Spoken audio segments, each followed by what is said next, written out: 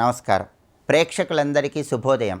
ఈనాటి శుభయోగం శీర్షికన దీపారాధన చేసేటప్పుడు ఎలాంటి ముఖ్యమైన నియమాలు పాటిస్తూ దీపారాధన చేస్తే ఉత్తమ ఫలితాలు కలుగుతాయో, రకరకాల దీపారాధనల్లో ఉన్నటువంటి అంతరార్థం ఏంటో పరిశీలిద్దాం.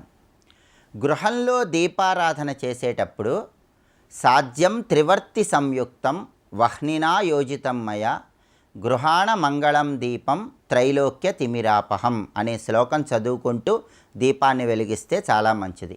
ఈ శ్లోకంలో ఉన్న అర్థం ఏంటంటే సాధ్యం త్రివర్తి సంయుక్తం అంటే 3 ఒత్తులు వేసి దీపాన్ని వెలిగించాలి. ఎన్ని ఒత్తులతో దీపారాధన చేసినా విశేషమైన ప్రయోజనాలు కలుగుతాయి. కానీ ధర్మశాస్త్రాన్ని ప్రమాణంగా తీసుకుంటే సాధ్యం త్రివర్తి సంయుక్తం 3 ఒత్తులు వేసి దీపాన్ని వెలిగించాలి.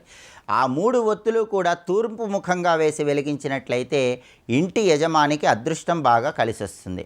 వహ్నినా యోజితమ్మయ, వహ్ని అంటే అగ్నిదేవుడి అనుగ్రహం కోసం ఇలా 3 ఒత్తుల దీపాన్ని వెలిగిస్తున్నాను. గృహాణ మంగళం దీపం త్రైలోక్య తిమిరాపహం, గృహంలో సర్వమంగళములను సిద్ధింపజేసుకోవటానికి త్రైలోక్య తిమిరాపహం, ముల్లోకాలలో ఉన్నటువంటి చీకట్లను తొలగింపజేసి వెలుగును ప్రసరింపజేయటానికి ఈ దీపాన్ని వెలిగిస్తున్నాను అని చెప్పడమే ఈ శ్లోకంలో ఉన్న అంతరార్థం. కాబట్టి ఇంటి యజమాని 3 ఒత్తులు విడిగా వేసి తూర్పు వైపు ఆ ఒత్తులు వేసి దీపాన్ని వెలిగించి ఈ శ్లోకం చదువుకుంటే ఉత్తమ ఫలితాలు కలుగుతాయి. అలాగే ఈ శ్లోకం చదివిన తర్వాత భక్త్యాదీపం ప్రయచ్ఛామి దేవాయ పరమాత్మనే త్రాహిమాన్ నరకాద్ఘోర దివ్యజ్యోతిర్ నమోస్తుతే అనే శ్లోకాన్ని కూడా చదువుకోవటం ద్వారా విశేషమైన శుభయోగం కలుగుతుంది. భక్త్యాదీపం ప్రయచ్ఛామి దేవాయ పరమాత్మనే, ఆ పరమాత్మ ప్రీతి కోసం అత్యంత భక్తి శ్రద్ధలతో ఈ దీపాన్ని వెలిగిస్తున్నాను. త్రాహిమాన్ నరకాద్ఘోర, భయంకరమైనటువంటి నరక బాధలను తొలగింపజేసుకోవటానికి దీపాన్ని వెలిగిస్తున్నాను. దివ్యజ్యోతిర్ నమోస్తుతే, ఈ దివ్యజ్యోతికి నమస్కారం చేసుకుంటున్నాను అని చెప్పడమే ఈ శ్లోకంలో ఉన్న అంతరార్థం. అలాగే ఒక దీపాన్ని మనం వెలిగించినప్పుడు ఆ దీపం కొండెక్కింది అంటే జీవుడికి మోక్షప్రాప్తి కలిగిందని అర్థం, స్వర్గలోక ప్రాప్తి కలిగిందని అర్థం. కాబట్టి దీపారాధన కొండెక్కిన తర్వాత కొండెక్కిన దీపం ద్వారా పరిపూర్ణమైన శుభయోగం కలగాలంటే దీపారాధన కొండెక్కాక ఒక శ్లోకాన్ని చదువుకోవాలని సంప్రదాయంలో చెప్పారు. ఆ శ్లోకం ఏంటంటే త్వం జ్యోతి సర్వదేవానాం తేజస్త్వం తేజసాం పరం ఆత్మజ్యోతిర్ నమస్తుభ్యం దీపోయం ప్రతిగృహ్యతాం అంటే సమస్త దేవతా స్వరూపమైనటువంటి కొండెక్కిన ఈ దీపానికి నమస్కారం చేసుకుంటున్నాను.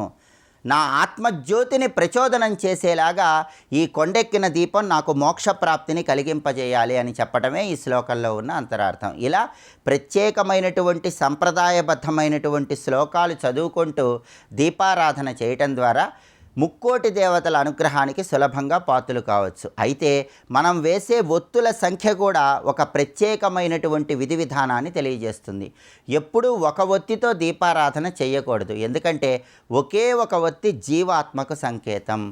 2 ఒత్తులు వేస్తే అది జీవాత్మ పరమాత్మల సంయోగానికి సంకేతం. కాబట్టి కనీసం 2 ఒత్తులు వేసి దీపాన్ని వెలిగించాలి. 3 ఒత్తులు వేసి దీపాన్ని వెలిగిస్తే ఆగామి సంచిత ప్రారబ్ధ ఈ 3 కర్మ ఫలితాల తీవ్రతను తొలగింపజేసుకోవటానికి 3 ఒత్తులు వేసి దీపాన్ని వెలిగించాలి. అలాగే 4 ఒత్తులు వేసి దీపాన్ని వెలిగిస్తే ఆ 4 ఒత్తులు ధర్మార్థ కామమోక్షాలనే చతుర్విధ పురుషార్థాలకు సంకేతం. 5 ఒత్తులు వేసి దీపాన్ని వెలిగిస్తే 5 ఒత్తులు పంచభూతాలకు సంకేతం. పంచభూతాత్మకమైనటువంటి శక్తిని ప్రచోదనం చేయటానికి 5 ఒత్తుల దీపాన్ని వెలిగిస్తాం. 6 ఒత్తులు వేసి దీపాన్ని వెలిగిస్తే ఆ 6 ఒత్తులు షట్చక్రాలకు సంకేతం. షట్చక్రాలను జాగృతం చేసి కుండలిని శక్తిని ప్రచోదనం చేయటానికి సంకేతంగా 6 ఒత్తులు వేసి దీపాన్ని వెలిగిస్తాం. అలాగే 7 ఒత్తులు వేస్తే ఆ 7 ఒత్తులు సప్తలోకాలకు సంకేతం. అలాగే 8 ఒత్తులు వేసి దీపాన్ని వెలిగిస్తే అష్టదిక్పాలకులకు సంకేతం. 9 ఒత్తులు వేసి దీపాన్ని వెలిగిస్తే నవదుర్గలకు సంకేతం. 10 ఒత్తులు వేసి దీపాలు వెలిగిస్తే దశావతారాలకు సంకేతం. 11 ఒత్తులు వేసి దీపం పెడితే ఏకాదశ రుద్రస్వరూపాలకు సంకేతం. 12 ఒత్తులు వేసి దీపం వెలిగిస్తే ద్వాదశ ఆదిత్య స్వరూపాలకు సంకేతం.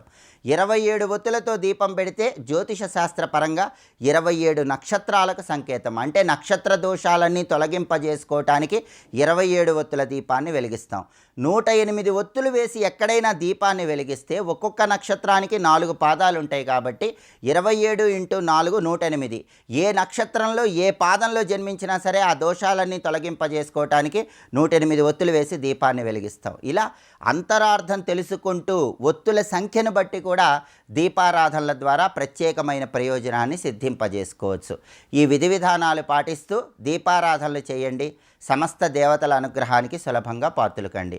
రేపటి శుభయోగం శీర్షికన జగద్గురువులైనటువంటి ఆదిశంకరాచార్యుల వారు రచించిన శివ అపరాధ క్షమాపణ స్తోత్రంలో ఉన్న అంతరార్థం ఏంటో, అలాగే సోమవారం సందర్భంగా ఈశ్వరుణ్ణి ఏ విధంగా పూజిస్తే సకల శుభాలను సిద్ధింపజేసుకోవచ్చో పరిశీలిద్దాం. నమస్కారం.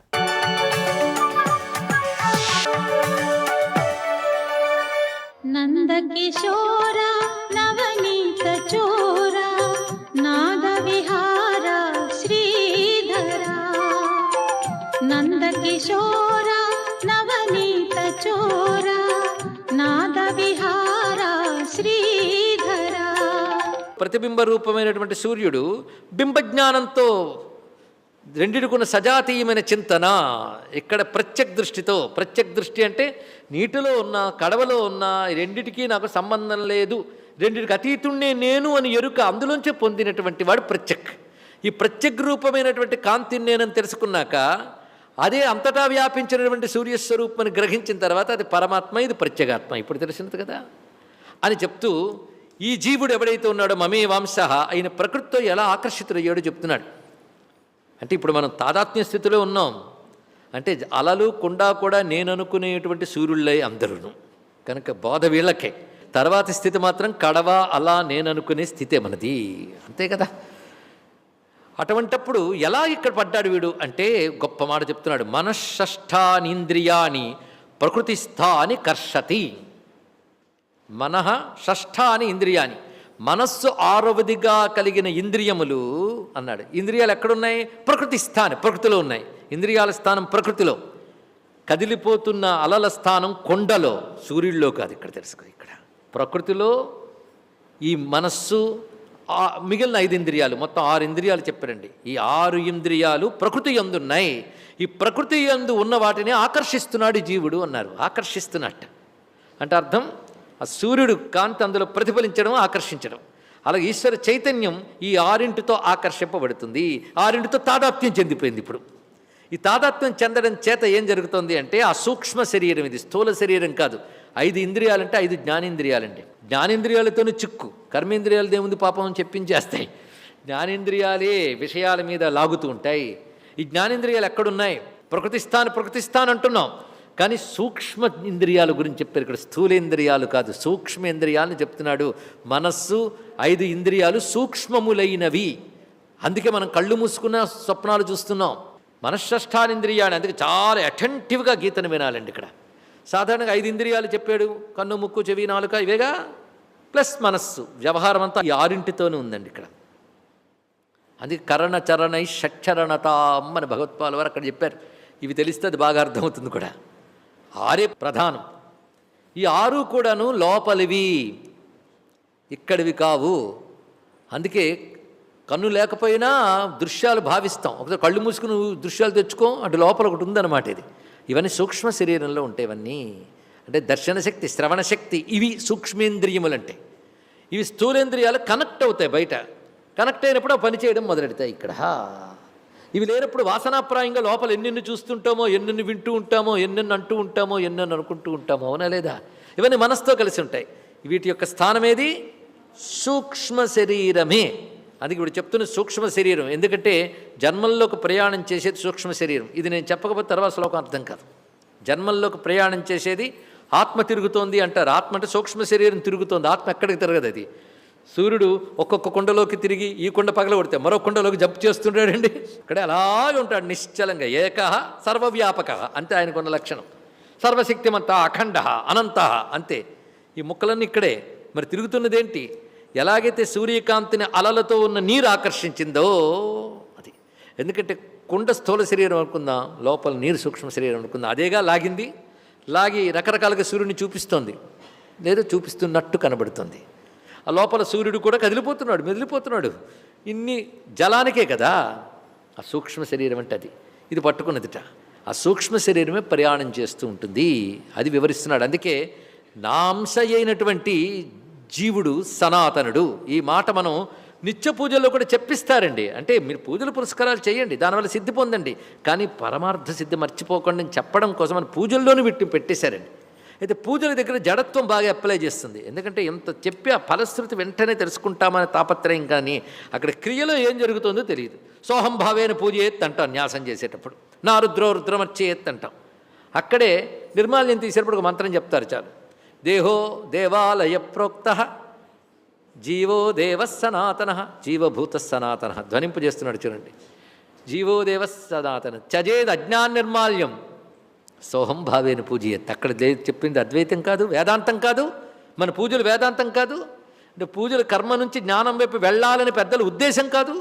ఇది తెలుసుకోలేక అది చెప్పేటప్పటికల్లా విసుక్కుని పూజలు అనగానే బాహ్యం కనుక ఎన్ని పువ్వులు తెచ్చామా, అన్ని పువ్వులు తెచ్చామా, ఎంత కుంకుమ వేసాం, ఇలా వెళితే ఎక్కడికండి? భావంలోకి వెళ్ళొద్దు, తెలుసుకోవద్దు. జీవభూత సనాతన జీవోదేవ సనాతన. ఆ మాటలు చూడండి. చదివేది అజ్ఞాన నిర్మాల్యం, దాన్ని పడేసి ఉంచిస్తావు. నిన్నటివన్నీ పెట్టేసి నిర్మాల్యం తీసేయి అంటే జన్మల నుంచి పోగు చేసి ఆత్మను అధిష్టానంగా తెచ్చుకున్న కర్మలని పక్కకి తీయి అని కనబడతాడు అక్కడ. స్వస్తి.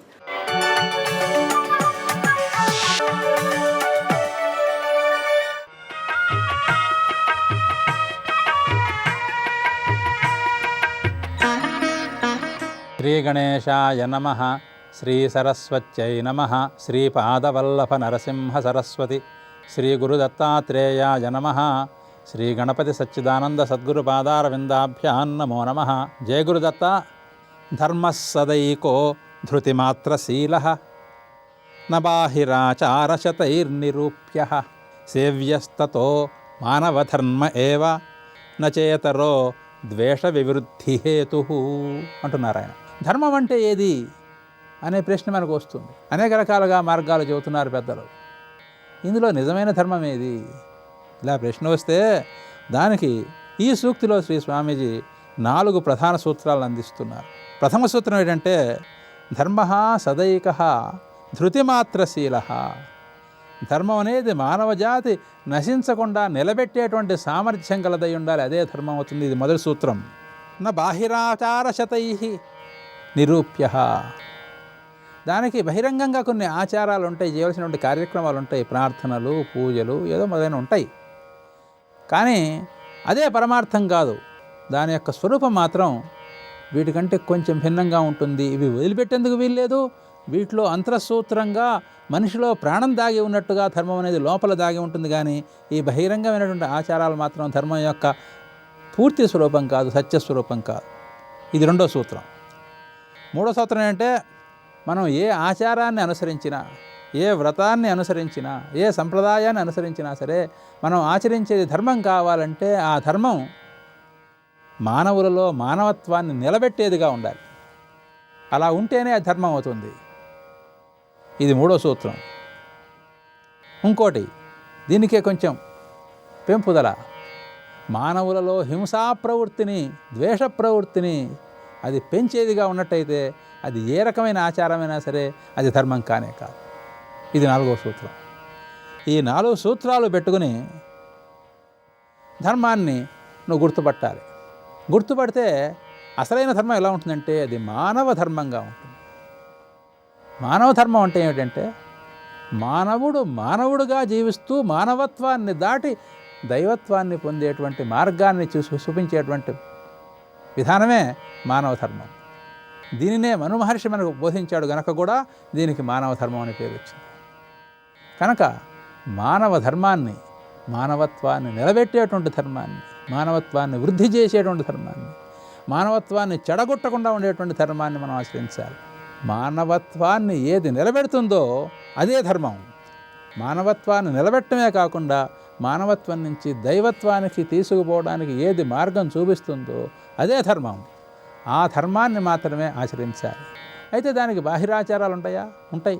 బహిరంగ ఆచారాలు ఎన్ని రకాలుగా ఉన్నప్పటికీ కూడా వాటిని ఆయా ప్రాంతాల్లో ఉండేటువంటి సంప్రదాయ విధానాలను బట్టి ఆచరిస్తూ ఉన్నప్పటికీ కూడా మనం ఈ చేసేటువంటి పద్ధతి వల్ల 10 మందికి మేలు జరుగుతుందా లేదా, మనలో మానవత్వం పెరుగుతోందా లేదా, మన చుట్టూతా ఉండేవారిలో మానవత్వం పెరుగుతోందా లేదా, మానవత్వం, మానవ జాతి, మానవ ధర్మం కలకాలం వృద్ధి పొందేందుకు మనం దోహదం చేస్తున్నామా, దానికి ద్రోహం చేస్తున్నామా అనే విషయాన్ని ప్రతి సాధకుడు వాడు ఎప్పటికప్పుడు ఆలోచించుకోవాలి.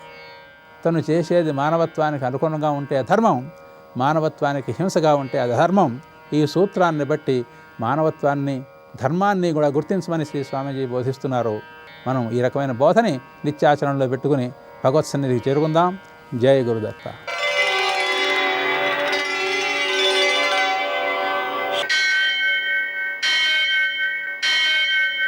सहस्रशीरुषं देवं विश्वाक्षं विश्वशम्भुवं विश्वं नारायणं देवमक्षरं परमं पदं विश्वतः परमां नित्यं विश्वं नारायणगुं हरिं विश्वमेवेदं पुरुषस्तद्विश्वमुपजीवति पतिं विश्वस्यात्मेश्वरं शाश्वतं शिवमच्युतं नारायणं महाज्ञेयं विश्वात्मानं परायणम्.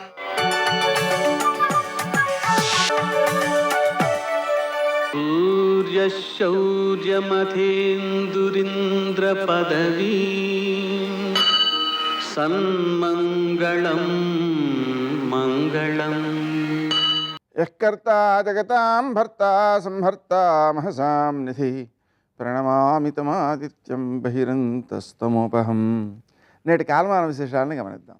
స్వస్తి శ్రీ చాంద్రమాన శోభకృన్నామ సంవత్సరం ఉత్తరాయణం శిశిర ఋతువు మాఘమాసం కృష్ణపక్షం ఆదివారం. సూర్యోదయం 6:41, సూర్యాస్తమయం 6:18.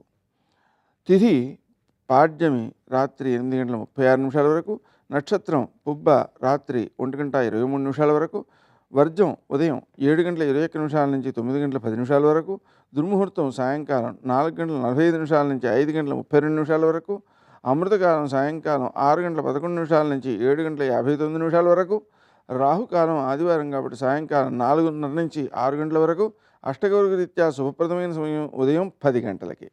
నేటి విశేషం రాత్రి 1:23 నుంచి తర్వాత వచ్చే సూర్యోదయం వరకు త్రిపుష్కర యోగం ఉంటుంది. దానివలన మనం ఆ సమయంలో ఆచరించిన పనులు పునరావృతమవుతూ ఉంటాయి. కాబట్టి ఆ సమయంలో అటువంటి అవసరం లేని, అంటే పునరావృతం కాకూడని కోపం రావడం, అలాగే అప్పులు ఇవ్వడం లాంటివి చేయకుండా ఉండడం మంచిది. అలాగనే ఈరోజు ఆదివారం మాఘపాదివారం. మాఘమాసంలో ఆదివారానికి ప్రత్యేకత ఉంది. దానికి సూర్యోదయం ముందే అరుణాదయ సమయంలో చక్కగా నదీ స్నానం చేయడం, తర్వాత సూర్య నమస్కారాలు చేయడం, మధ్యాహ్న కాలంలో పాలు పొంగించడం అంటారు. అంటే పాలు పొంగుతుంటే దాంట్లో నెయ్యి కలిపినటువంటి బియ్యం వేసి ఉడికించి బెల్లం వేసి తర్వాత దాన్ని నైవేద్యం పెట్టి సూర్యునికి దాన్ని ప్రసాదంగా తీసుకోవడం, ఒక పూటే భోజనం చేయడం మొదలైనటువంటివన్నీ కూడా ఆరోగ్యాన్ని బాగా వృద్ధి చేసేటువంటి లక్షణాలు కలిగినవి. మామూలుగా ప్రతి ఆదివారము విశిష్టమే అయినా మాఘపాదివారం అనేది ఇంకా ప్రత్యేకమైనమాట. అందుకని దాన్ని మనం పూర్తిగా సద్వినియోగం చేసుకోవటం మంచిది. అలాగే త్రిపుష్కర యోగం విషయంలో జాగ్రత్త పడడం కూడా అవసరం. అదేవిధంగా ఈరోజు సౌభాగ్య అవాప్తి వ్రతం అనేటువంటి విషయాన్ని చతుర్వర్గ చింతామణి చెప్తోంది. అంటే మనం సౌభాగ్యాన్ని పొందడం కోసం స్త్రీలు అమ్మవారిని పూజ చేసుకోవడం అనే దాని వలన సౌభాగ్యం సిద్ధిస్తుంది అని అర్థం అన్నమాట. నేటి ఆణిముత్యాలు.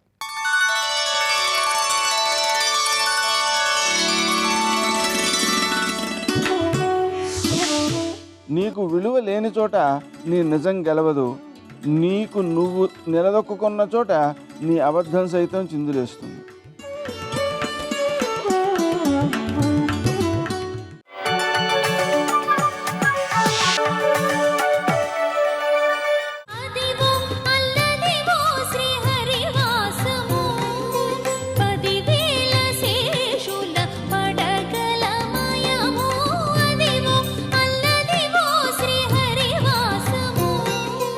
ఆరు నెలలకొకసారి అర్ధరాత్రి వేళ జగద్గురు స్వరూపంగా వస్తూ ఉంటారు శివకేశవులు.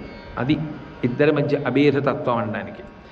అది ఒకటైతే మిగిలిన అవతారములు కొంతమందినే ఆకర్షించడానికి అవకాశం ఉంటుంది.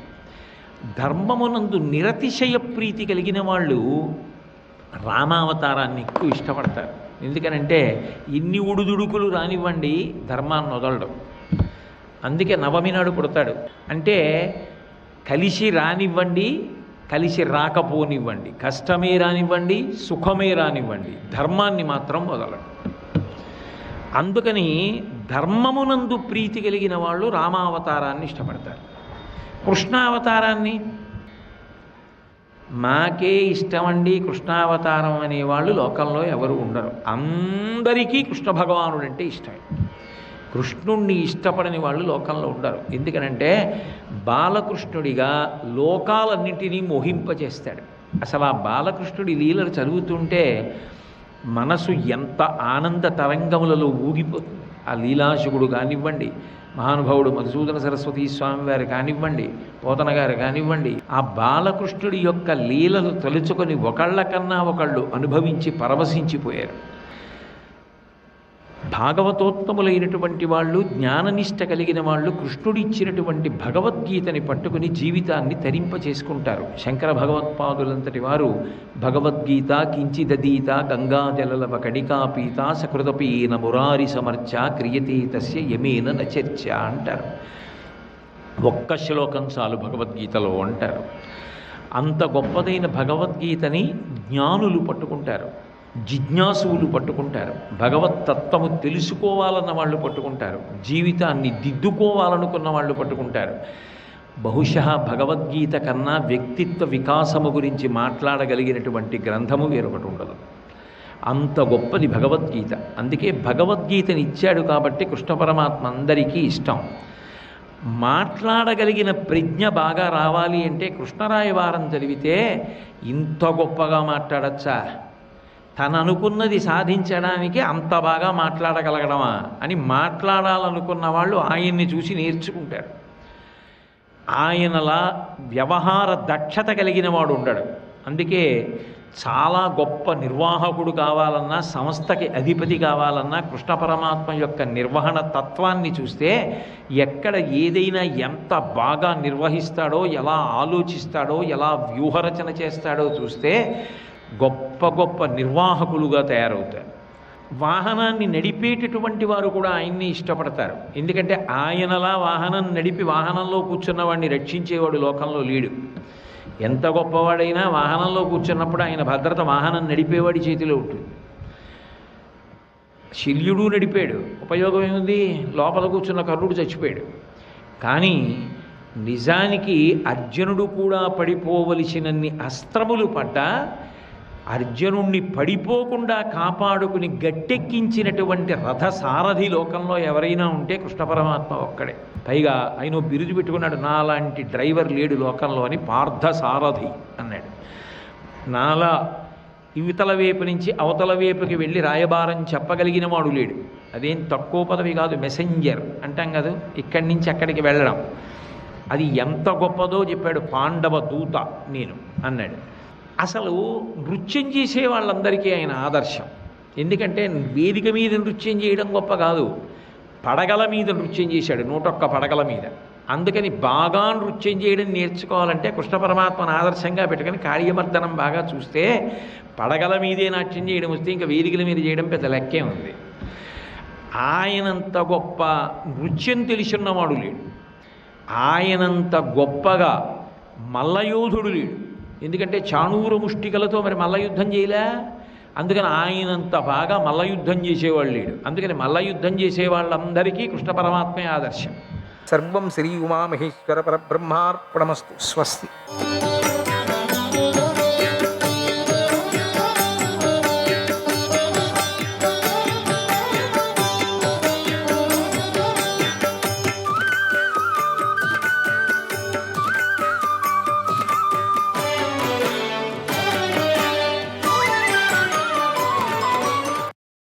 అనాదిష్టస్తు గురుణా కోను యుధ్యేత మానవః.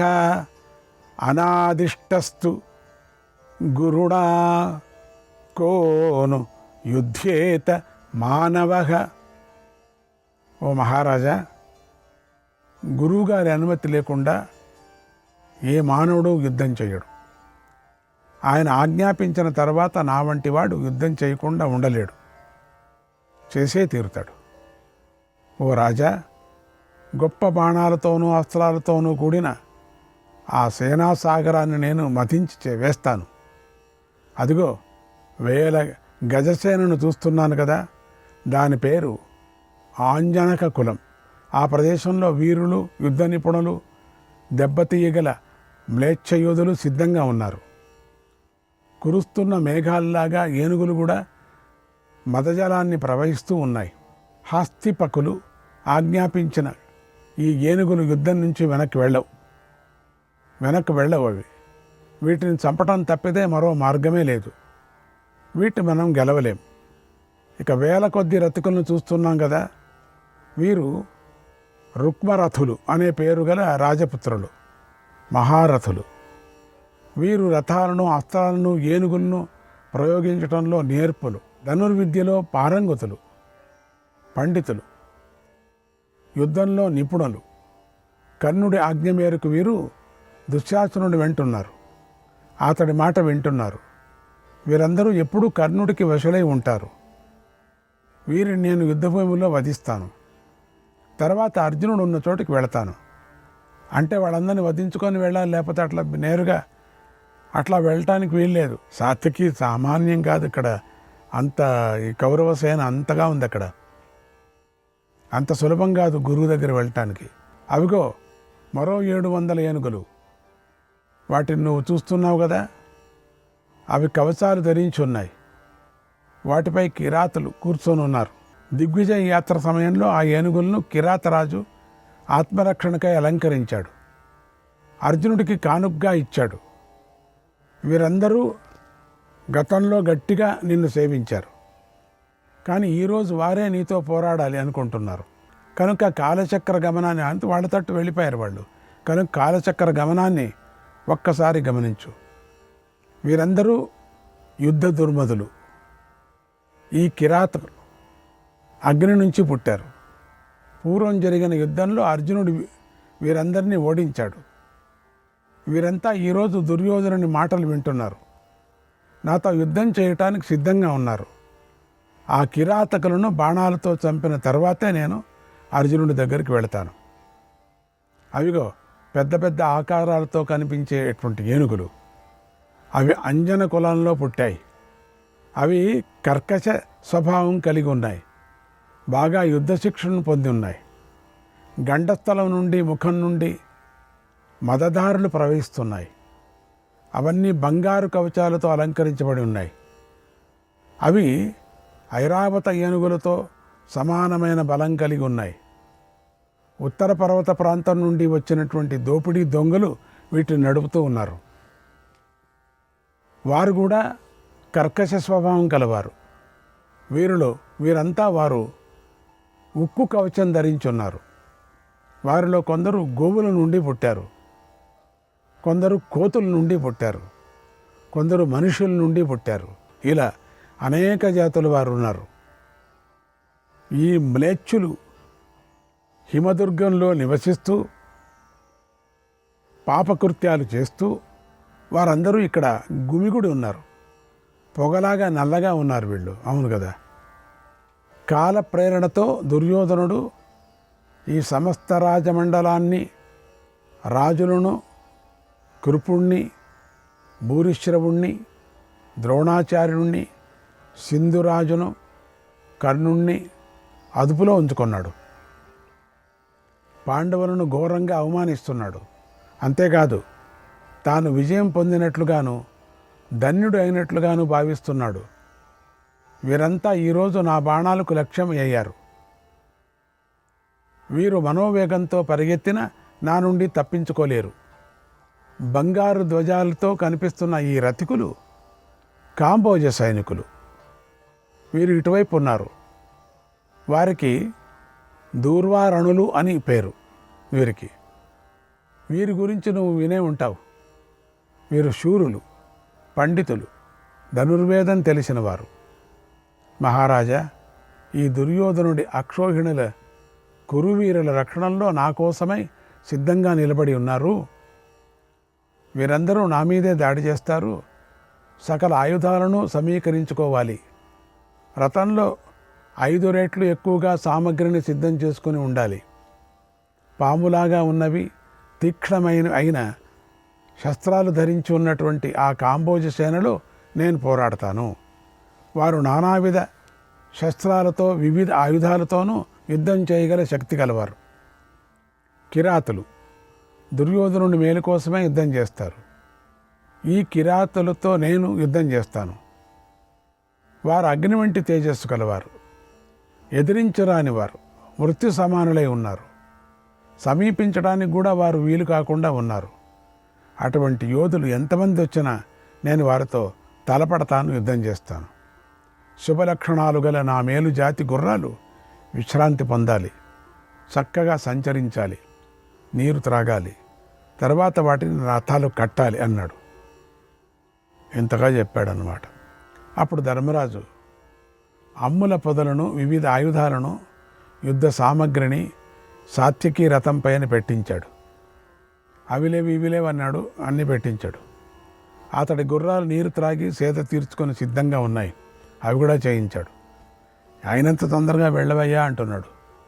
సేవకులు వాటిని అటు ఇటు తిప్పారు, వాకింగ్, స్నానం చేయించారు, ఆహారం తినిపించారు, చక్కగా అలంకరించారు.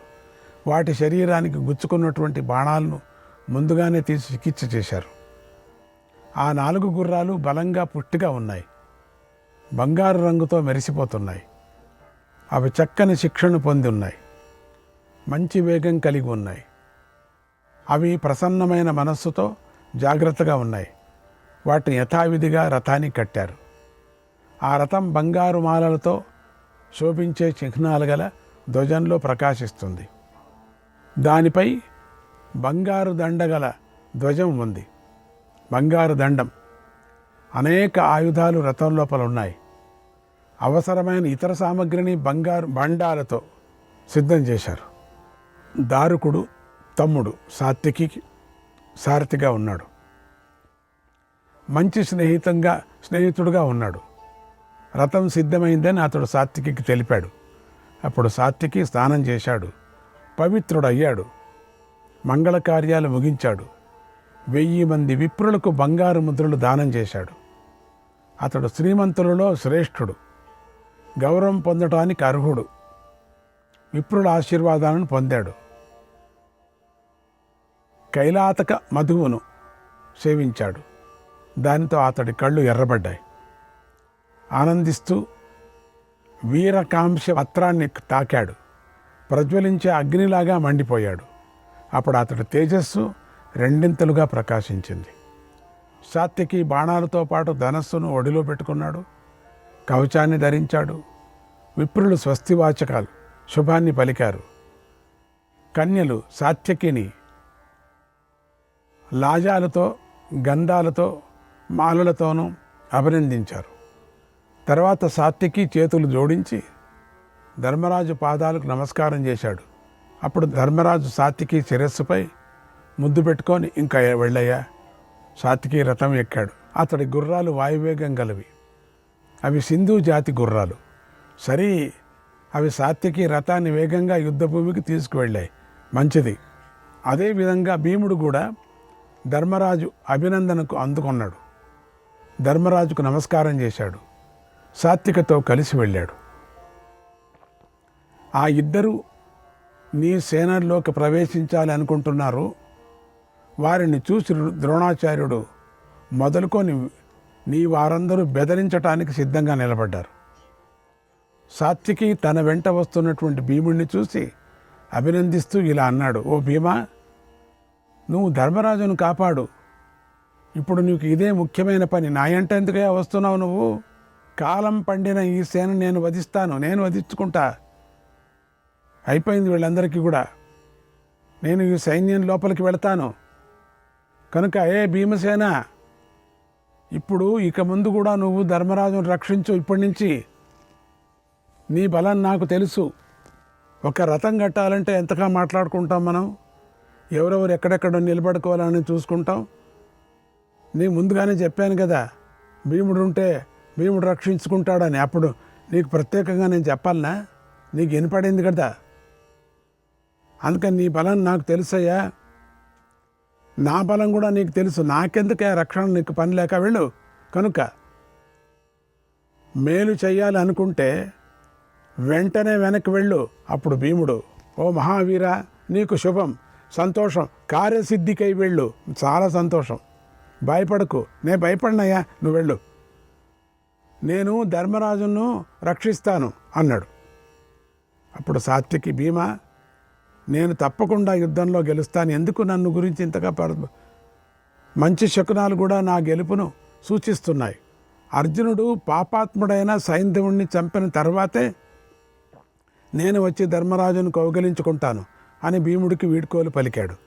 ఆ సాత్వికిని చూడు, నీ సైన్యం తీవ్రంగా వణికిపోయింది. సాత్వికిని చూసి వాళ్ళంతా కూడా, ఎందుకంటే సాత్వికి సాధారణం కాదు, అందరికీ భయపుట్టిచ్చేస్తాడు. అర్జునుడు లాగా సమానం. ఎందుకంటే అర్జునుడి దగ్గర శిష్యత్వం చేశాడు, సంబంధం వేరే. నేను చాలా పెద్ద కథలు వెళ్ళండి.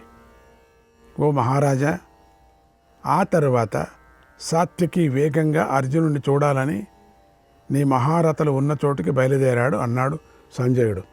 ఇది కృష్ణాయ పరమాత్మనే నమః. 113వ అధ్యాయం. సంజయుడు ధృతరాష్ట్ర మహారాజుకి ఇలా చెప్పాడు, ఓ మహారాజా, సాత్వికి యుద్ధం చేయాలనే కోరికతో నీ సేన వైపుకు వెళుతున్నాడు. అప్పుడు ధర్మరాజు తన సేనలను చుట్టూ నిలుపుకొని సాత్వికి వెనుక బయలుదేరాడు. ఆ తర్వాత దృష్టద్యుమ్నుడు, వసుధాన మహారాజు పాండవ సేనను ప్రోత్సహించారు. అప్పుడు సాత్వికి రథం దగ్గర పెద్ద కోలాహలం చెలరేగింది. నీ కుమారుడి సేనలు 4 వైపుల నుంచి పరిగెత్తుకొని వచ్చాయి. వారిని సాత్వికి 100 ముక్కలుగా నాశనం చేశాడు, చెదరగొట్టాడు. అలా నీ సేనను బద్దలు చేస్తూ సాత్వికి నీ సేనలోని 7 వీరులను వధించాడు. ఆ తర్వాత ఇతర రాజులను కూడా సంహరించాడు. ఒక బాణంతో 100 మందిని, 100 బాణాలతో ఒక్కొక్కరిని బాధించాడు.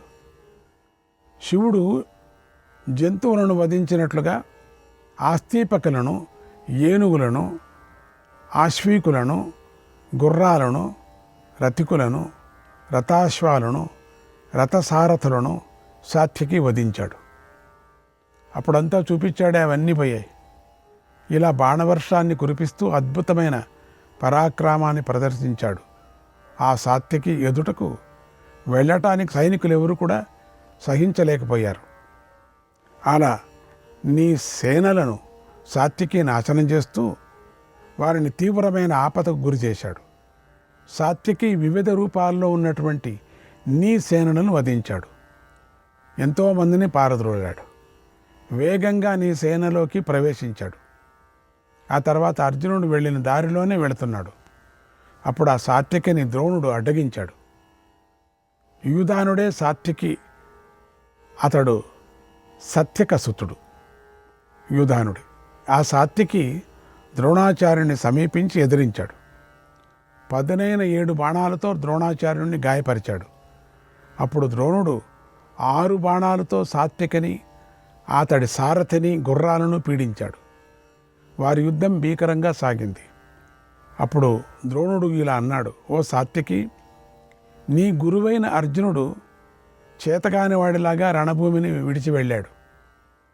యుద్ధం చేస్తున్న నన్ను విడిచి ప్రదక్షిణం చేశాడు.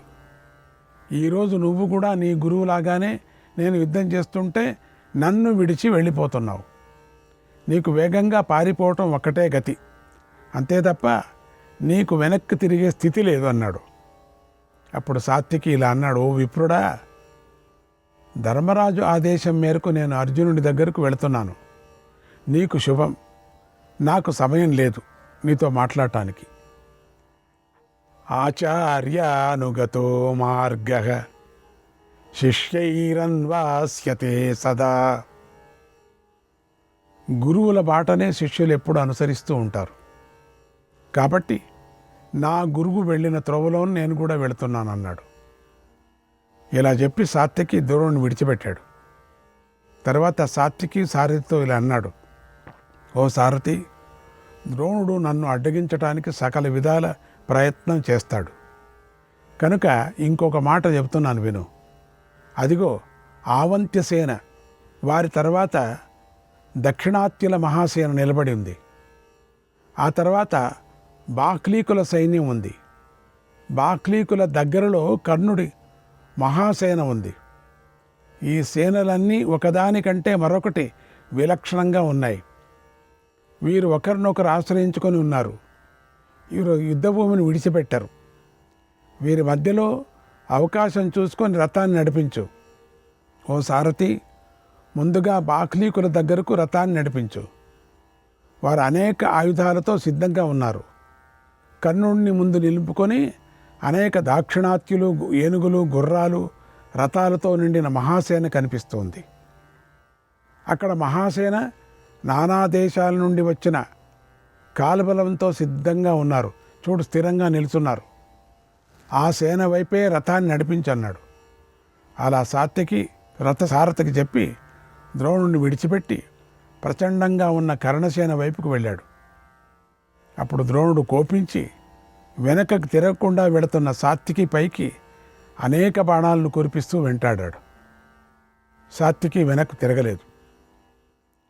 కర్ణుడి మహాసేనను పదునైన బాణాలతో కొట్టి హద్దులు ఎరుగని ఆ సేనలోకి దూసుకొని పోయాడు.